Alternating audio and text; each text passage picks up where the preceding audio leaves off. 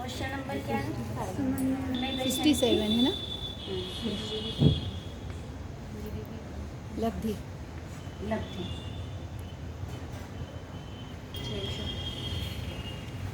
क्षय उपशम विशुद्धि ज्ञान की अवस्था कहा है ना। कैसे ज्ञान की अवस्था कहा? तत्व के बात समझाने।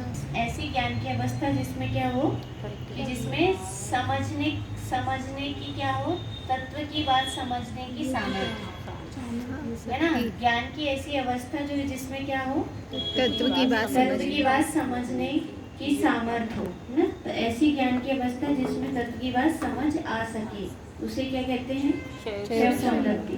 क्षयोपशम लब्धि के बाद दूसरी लब्धि का नाम क्या है? विशुद्धि लब्धि। क्या आया विशुद्धि लब्धि के लिए? क्या कहा? कसाई की मंदता होना विशुद्धि लब्धि है। बस इसमें भी तुम्हें कहना है ये होगी क्षयोपशम लब्धि कसाई और की ये हो मंदता। गई विशुद्धि लब्धि। विशुद्धि लब्धि में क्या चाहिए? कसाई की मंदता। कषायों की मंदता चाहिए है ना। कि कषायों की उसमें क्या हो जाती है? मंदता हो जाती है। तो उसको क्या बोलते हैं? विशुद्धि लब्धि। तीसरे नंबर में क्या है? देशना लब्धि है ना। तत्व का उद्देश्य प्राप्त होना और उसे अपनी देशना लब्धि में क्या कहा? तत्व का उद्देश्य प्राप्त होना और उसे अपनी धारणा में लेना देशना लब्धि। देशना लब्धि में क्या है? तत्व धारणा में जाना। उसको विशेष रूप से क्या कहेंगे? तत्व धारणा में उपदेश मिलना और धारणा में जाना, दो चीज होगी। धारणा में आ जाना और उपदेश की प्राप्ति। क्या कहेंगे अपन उसको? धारणा में जाना, उपदेश की प्राप्ति है ना। ये जहाँ हो वो क्या कहलाएगी? देशना लब्धि। ठीक, इतनी समझ में है। अब इसके बाद क्या है? नंबर 4 प्रायोगिक लब्धि। अपने परिणामों में अधिक विशुद्धि होकर अपने ज्ञान का ज्ञेय स्वयं अपने को ज्ञान का ज्ञेय स्वयं को बनाना। ज्ञान का ज्ञेय या यूं कहें स्वज्ञेय। ज्ञान में क्या हो जाए? ज्ञान में स्वज्ञेय बनने लग जाए। ज्ञान में क्या बने? स्वज्ञेय बने। क्षयोपशम लब्धि में क्या कहेंगे? ज्ञान की वह अवस्था जिसमें तत्व समझाने पर समझ आए।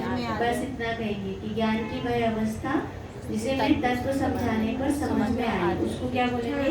क्षयोपशम लब्धि। विशुद्धि लब्धि में क्या होगा? कषायों की मंदता होगी। यदि कषायों की मंदता होगी तो ही क्या होगा?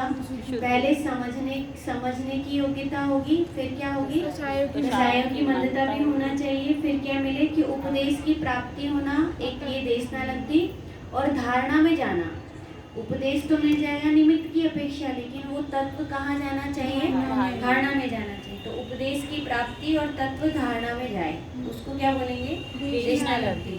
फिर प्रायोगिक लब्धि में क्या है कि ज्ञान में स्वज्ञेय बने, है ना। ज्ञान में क्या बने?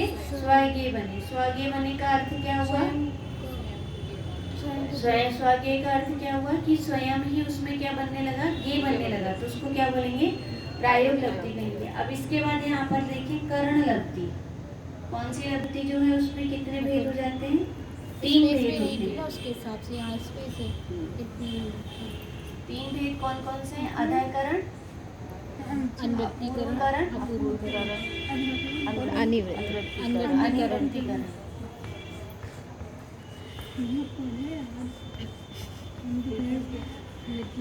3 भेद हो जाएंगे। कौन कौन से?